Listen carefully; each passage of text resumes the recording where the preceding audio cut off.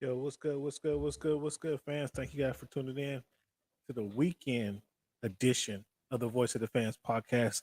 This is just gonna be me by myself today. We talk get some NBA content going on, so just want to chime in on the NBA finals. But we're gonna get the show started like this. Who am I speaking to right now? Cameron. My name is Cameron. Cam Buford. I'm a Dolphin fan. There's always room for improvement. This is a big year for Tua to prove that he's a franchise quarterback. I'm more a fan of boxing. Boxing is my main sport. I'm not worried about him right now. I'm worried about Crawford. I'm trying to get that fight made. As a competitor, how much does that competitive spirit get in there and say, I want to fight this guy. I want to get some of this guy. Of course, I want to fight all the guys. Of course that.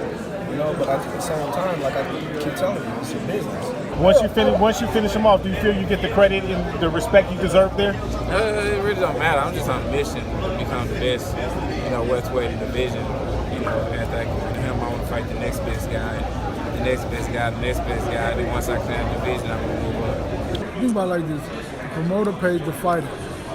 The fighter pays the manager. Okay. So the manager works for the fighter, and the fighter works for the promoter. Okay. If you can see, you can believe. So you are lifting weights currently?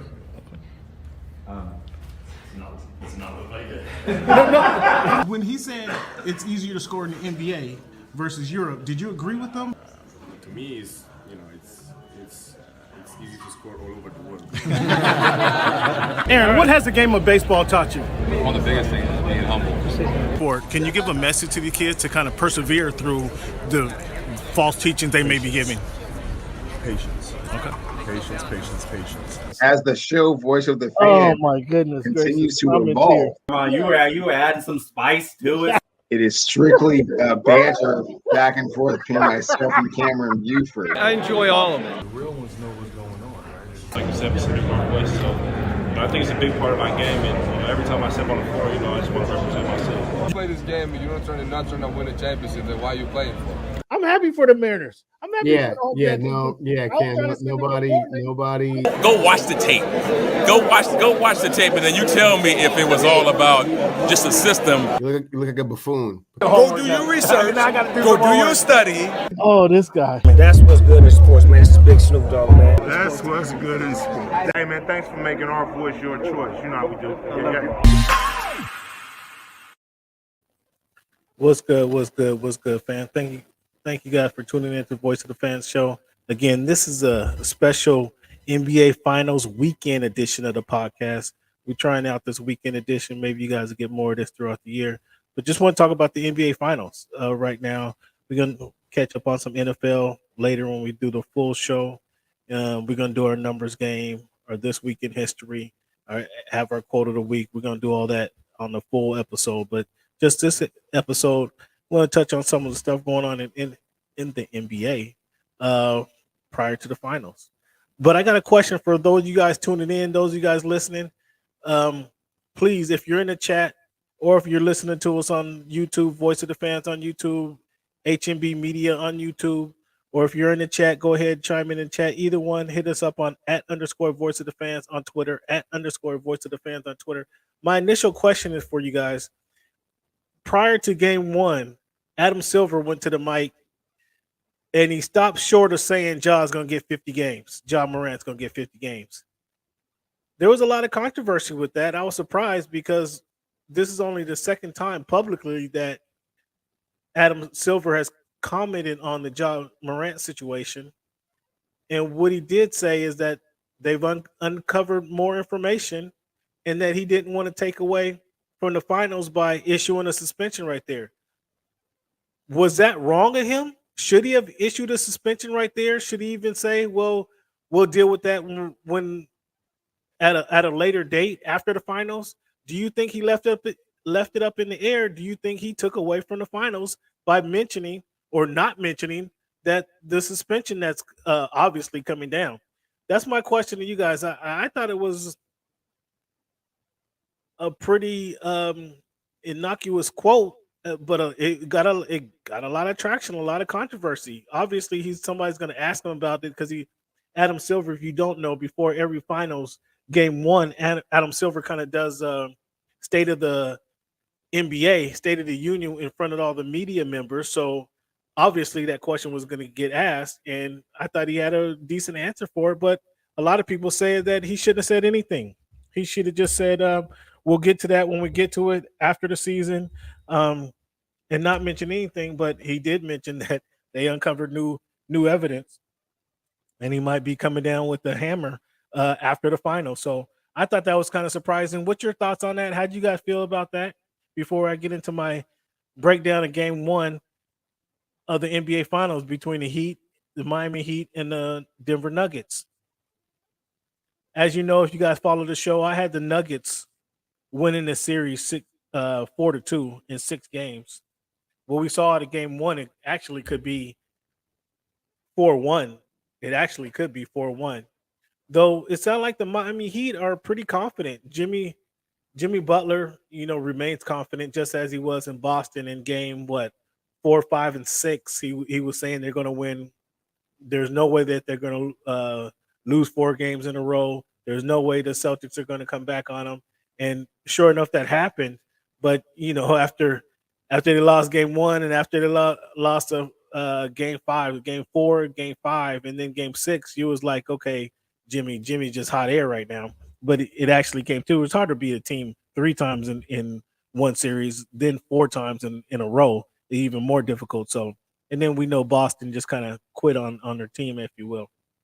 But listening to Miami yesterday, their press conference, they sound like they're pretty confident. Jimmy says he needs to get more looks at the rim. He needs to be more aggressive going to the rim, and that's going to help his teammates out by freeing them up for better shots. And his teammates going to follow his aggression. I believe that to be true. But Bam says there's no carryover from Game 1 to Game 2, which Bam should be in a rhythm. He got 26 shots up and 25 points on 26 shots. With it isn't too efficient, but he got in a rhythm and taking the shots. That's a lot of shots that we typically don't see Bam taking that many shots. Bam's not a high. He's not what is that? He doesn't shoot a lot of shots, so that was kind of out of character for him. But he scored big, and I think they'll need to do that more if they continue. If Denver, I think they'll change it up a little bit just to not give him the same looks. But if they continue to have Jokic sag back and allow Bam that free throw top of the key jumper, I think he's going to continue to take it. What he needs to do is make some early pump fake and get to the hoop. If he can do that, then that changes the game for Miami. Or if they have Tyler Hero or Duncan Robinson, he can pump fake and try to drive to the hoop and kick it out to one of those guys, Gabe Vincent. If they start hitting their shots, that'll be something different. Because Miami went 13 for 39, I think, in game 1 from deep. Yeah, 13 from 39 from 3. If they can get up to make that 20 of 39, and now they're shooting right at 50%, that's going to have to change. Denver Nuggets are going to have to step up and respond to that. That's going to have to be the only way that Miami wins is by knocking down their 3-pointers. Denver, to Mike Malone's point, he says they didn't play well. And I like Mike Malone as a coach. He doesn't. I don't think he ever said they played well all season long, but he always finds something for the team to improve upon. Maybe that's being the son of a head coach and being around the games for so long. He always finds something to improve upon, but they did shoot under 30% from 3 in Game 1. They were 8 for 27. So I don't think they'll do that again. But nor do I think Miami's going to shoot 13 for 39 again. Miami had the shot 40%, 39 for 96, which is crazy. They got up 17 more shots than the Denver Nuggets did in Game 1, which is interesting. Although Denver Nuggets shot over 50% on 2-pointers from the field, so that's some things that we're going to have to see different. Jimmy says he hasn't lost faith in his teammates. He's going to keep passing them the ball when they're open, playing the right way, as he calls it. He's going to expect them to hit those shots. I've been scouring the internet to see if Tyler Hero is going to play today. It doesn't look like it. Yesterday in the press conference, they're probably speaking to the media here now or any moment now, because they usually do it 2 hours before the game. We're about 2 hours for the game, so 90 minutes, and I think it's an hour and a half before the game. So we'll know shortly if Tyler Hero's playing. The way it sounded yesterday, Eric Spoelstra, I don't want to say he didn't have confidence in him playing or not, but he wasn't willing to discuss it. So if he's not willing to discuss it, in my point of view, and the way it sounded in his press conference yesterday, that is probably a non-issue, and he's not going to be playing. Because if he was playing, he'd have said it's a game time decision. It's a game time. We'll look at him the way he plays or gets his shots up today and tomorrow. They're probably saving him for a home game, which would be good because that gives him another 3 or 4 days of rest. So I don't expect to see him today. I expect to see him in game 3. But yet Spoelstra did say they want to get their volumes of shots. They want to get shots up.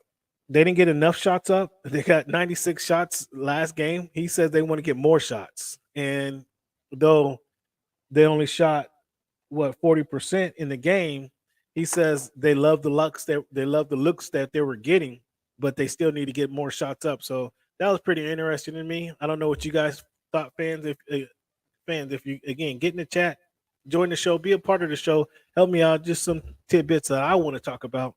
Again, I had the Nuggets at 6 from the looks of the way things that the Miami Heat don't look big enough. They can't guard Jokic.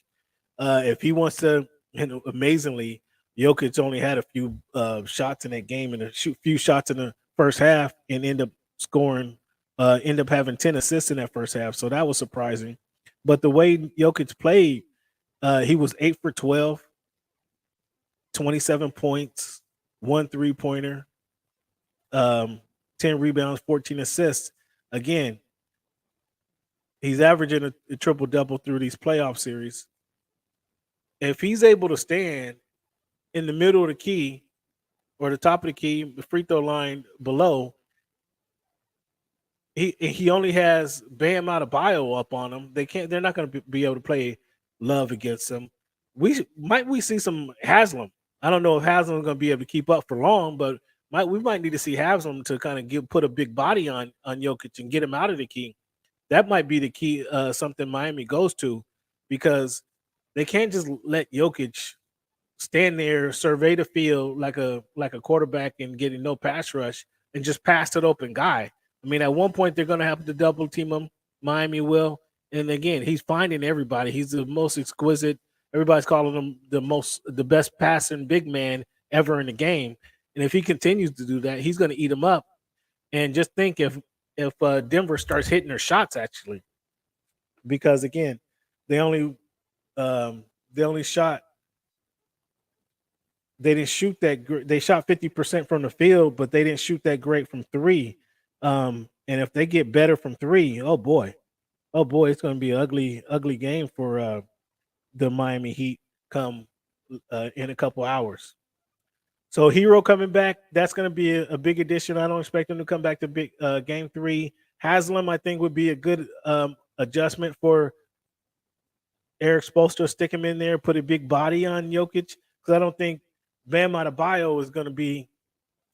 Bam Adebayo is a good defensive player, don't get me wrong, but I don't think he's big enough to really slow down or impede Jokic's game, and that's what we saw in game 1, and that I think that we're going to see a lot of that in game 2.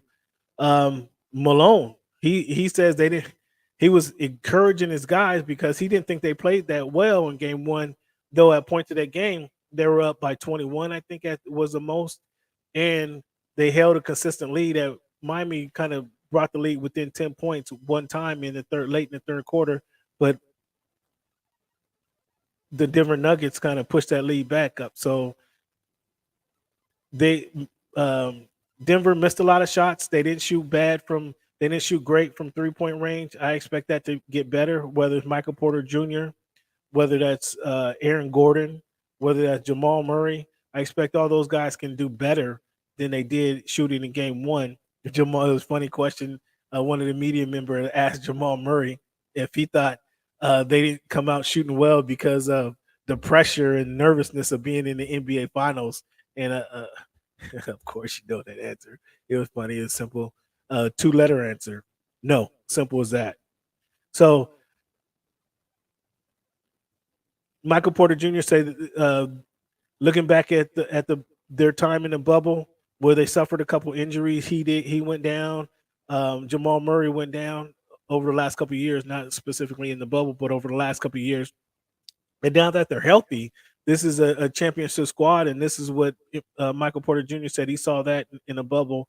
Mike Malone mentioned that, I think, last week, that if they didn't have those injuries, that like they could have been in this situation a couple seasons ago. So it was pretty interesting to hear these guys talk about it. Game 2 was just a couple hours away. What's your picks? What you guys pick for game 2? You got Miami trying to even up the. You got obviously they're going to try to even up the series. Do you have them even up the series? I think they win game 3. Miami. I don't think they win this game. It's good. I think the Nuggets shoot better today, carrying, and they're going to carry a good. They're going to win by double digits today. They're going to carry this momentum into game 3. Maybe the Heat find something, whether it's Love, whether it's Haslam coming off the bench, whether it's the excitement of Hero coming back on game 3, whether it's Duncan Robinson finding his shot today. I don't know. Gabe Vincent, maybe he can find a shot. Maybe they're going to have to come up with something. And I think tonight's going to be more of a Nuggets going up 2-0, and the Heat need to find something that works for you guys that you can bank on in game 3. I don't think Spoelstra is smart enough not to throw all his cards out there, so we're not going to see all of his. He'll make some minor adjustments, but we're not going to see his big time adjustments, I don't think, until they get home. And again, that's when I personally would expect Hero to come off the bench because it'll be his first game in months. Him to help out Duncan Robinson, and they can get some guys shooting well. We'll see if Gabe Vincent can find his rhythm, or Caleb Martin can get in rhythm. I think that'll be more important, that they just find some rhythm, not necessarily to try to win this game, but find some rhythm, something that they can bank on when they finally do get home for game 3 in Miami, because that's going to be a different environment. If all the Miami Heats get there on time and stay throughout the game, the fans is notorious for leaving early, like they got somewhere to go. We'll see if they can hang on. So fans, I just wanted to give you guys a quick 20 minutes of my thoughts of game 2, heading into game 2 for tonight's game. I got Denver winning by 10 tonight. What do you have? Hit us up at _Voice of the Fans to be a part of the show, at _Voice of the Fans. And if you're watching us on YouTube, Voice of the Fans on YouTube, or HMB Media on YouTube, please hit that subscribe button. It doesn't cost you a thing. Hit that subscribe button. Leave a comment. Again, that doesn't cost you a thing. Just tell me who you got winning. Who you got winning? You got the Heat winning game 2, or you got the Nuggets winning game 2? Simple as that. Take a few minutes. We've got a few listeners in there. Thank you guys for your time once again. This is Cameron Buford, Voice of the Fans. Hit us up at _Voice of the Fans on Twitter. Make sure you check out the YouTube page, Voice of the Fans on YouTube. Join the group. I'll let you in the group. That's where I do a lot of banter and crap talking throughout the week. But I just want to give you guys a touch of what I was thinking here for going into game 2 for the NBA Finals. Let me know what you think by just chiming in at _Voice of the Fans, at _Voice of the Fans. Be sure, if you're watching on YouTube, hit that subscribe button. Like I said, it doesn't cost you a thing. Hit that like button, subscribe, like, and share the podcast. Also, leave a comment. I'm looking forward to who you got. A lot of people was questioning my picks for who I had in game 1. I'm telling you right now, I got the Nuggets going up 2-0, winning by 10 tonight. Who do you have? Do you have the Heat come evening up the series? Or do you have the Nuggets going up 2-0? Let me know what your thoughts are. And I don't want nobody chiming in the fourth quarter when the Nuggets are up by 20. Oh, I had the Nuggets all the way, and the Heat's going to win game 3. Don't chime in that late. You might as well save your commentary for later. Let us know today who you're winning. Thank you guys again for tuning in. And as always, fans, I want to thank you guys for making our voice your choice. Have a good one.